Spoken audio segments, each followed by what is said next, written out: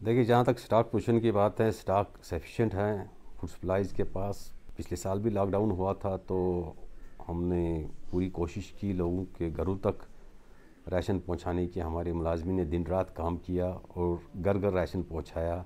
और इंशाल्लाह अगर लॉकडाउन होता है तो इंशाल्लाह हम अपनी तरफ से पूरी कोशिश करेंगे कि लोगों को कोई भी परेशानी हमारी तरफ से नहीं होगी। हमारे महकमा हमेशा मुस्तैद और चौकन्ना है। हमारे स्टोर कीपर राशन डिपोट्स पे काम करते हैं और इस वक्त भी राशन दे रहे हैं और इंशाल्लाह आगे भी राशन देते रहेंगे।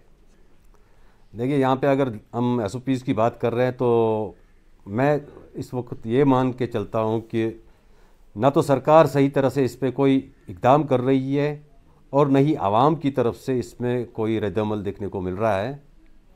आवाम भी बेहस है आज के तारीख में, और मेरी सोच में इस वक्त सरकार भी बेहस है। सिर्फ बयानात जारी किए जा रहे हैं, अमली तौर पर कोई भी इसमें ठोस कदम नहीं उठाया गया है अभी तक एसओपीज़ को फॉलो करने में। अगर हम ट्रांसपोर्ट की बात करेंगे, अभी आपने देखा होगा जहाँ पे भी हमारे ये मेटाडोर सिस्टम चल रहा है या बस सिस्टम चल रहा है, वहाँ पे ओवरलोडिंग बेतहाशा इस वक्त भी हो रही है। तो कहाँ पे एसओपीज़ फॉलो हो रही है?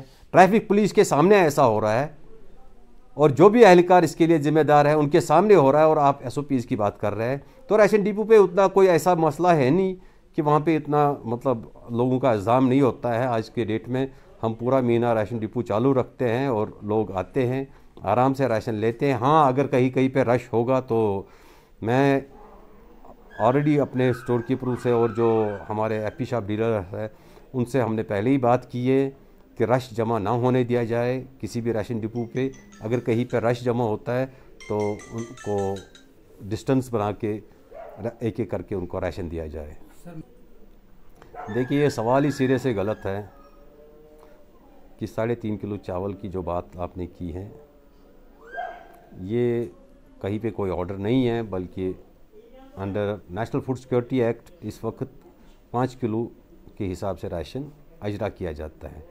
लेकिन बदकिस्मती से बहुत सारे लोग इस वक्त भी जो हमारे डिपो से राशन लेते हैं उन्होंने अभी तक अपने पूरे आधार जमा नहीं करवाए हैं, और जिन्होंने आधार जमा नहीं करवाए हैं उनका राशन सरकार ने पहले ही काट दिया है, उनका राशन नहीं मिलता। अब मोहल्ले के जो ज़िम्मेदारान हैं, जिनको हम मोहल्ला प्रेसिडेंट या मस्जिद प्रेसिडेंट, वो हमारे स्टाफ को, हमारे स्टोर कीपरों को या डीलर को परेशान करते हैं या उनको कंपेल करते हैं कि वो दूसरों का राशन काट के उनको राशन दे दे जिन्होंने अभी तक आधार जमा नहीं किए हैं। तो सरकार की तरफ से उसमें जो भी जिसने अभी तक आधार भरा है, तो जो इस वक्त पोर्टल पे है उनको 5 किलो के हिसाब से सरकार अभी भी दे रही है। देखिए, पार्शली लॉकडाउन यहाँ पे कहीं पे नहीं हुआ है। हमारी अगर जम्मू कश्मीर की बात करें, हाँ अलबत्ता जो दुकानदारों को यहाँ पे इस वक्त ऑर्डर्स निकाले गए तो ये हमें सरप्राइज़ करती है कि क्या सोच है सरकार का कि ऐसे इक़दाम उठाए जा रहे हैं। इससे किस हद तक कोविड पे हम काबू पा सकते हैं। ये एक ऐसा मसला है, अगर हम देखेंगे पिछले साल जब लॉकडाउन 17 मार्च को शुरू हुआ था तो लोगों को रास्ते पे चलने नहीं दिया जाता था, पुलिस ने डंडे बरसाए और वो इतना इफ़ेक्टिव नहीं था। उस वक्त इतने केसेस नहीं आ रहे थे जितने आज के डेट में पॉजिटिव केसेस आ रहे हैं। और जो आज का वायरस है, डॉक्टरों के कहने के मुताबिक वो ज़्यादा ख़तरनाक है as compared to wave first.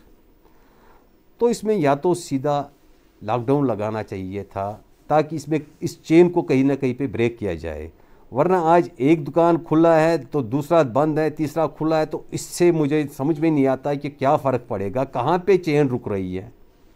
लोग घरों से बाहर आ रहे हैं, रोज़मर्रा का काम चल रहा है, हर जगह ऑफिस खुले हुए हैं, हर जगह काम चल रहा है।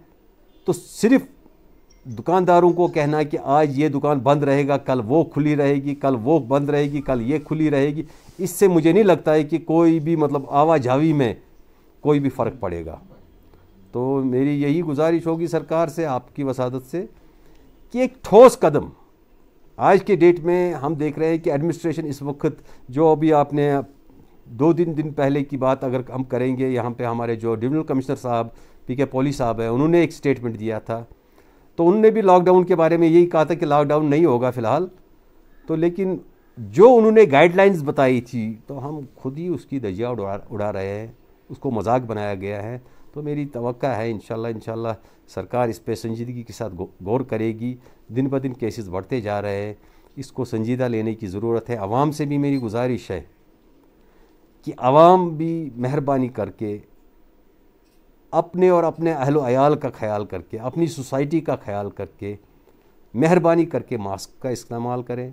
मास्क बहुत कम लोग लगाते हैं, मास्क लगाना बहुत ज़रूरी है। और साथ ही साथ सोशल डिस्टेंसिंग बनाने की ज़रूरत है।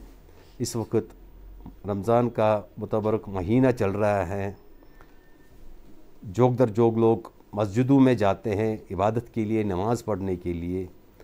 तो जो मस्जिद इंतज़ामिया है उनसे भी हमारी गुजारिश यही होगी कि वहाँ पे भी डिस्टेंसिंग बना के रखे, ताकि ये जो कोविड है जिस तरह से ये फैल रहा है इस वक्त, उसमें कहीं ना कहीं हम इसको रोकने में कामयाब होगी। शुक्रिया। देखिए, ये कुछ दिनों से हम भी देख रहे हैं, हम भी रोज़ा रखते हैं, सुबह उठते हैं, तो हर डिपार्टमेंट की अपनी अपनी परेशानियां होती हैं। पीडीडी डिपार्टमेंट में भी मुलाजिमी काम करते हैं, उनकी भी कोशिश रही है कि पावर कट ना रहे, लेकिन उसके बावजूद भी लोड शेडिंग कहीं पे ज़्यादा होती है, क्योंकि ये जो पीक आवर्स होते हैं, हमने इनके साथ जो मुतल्लिका अफसरान हैं उनके साथ थोड़ी सी गुफ्तशनीद इसमें की है।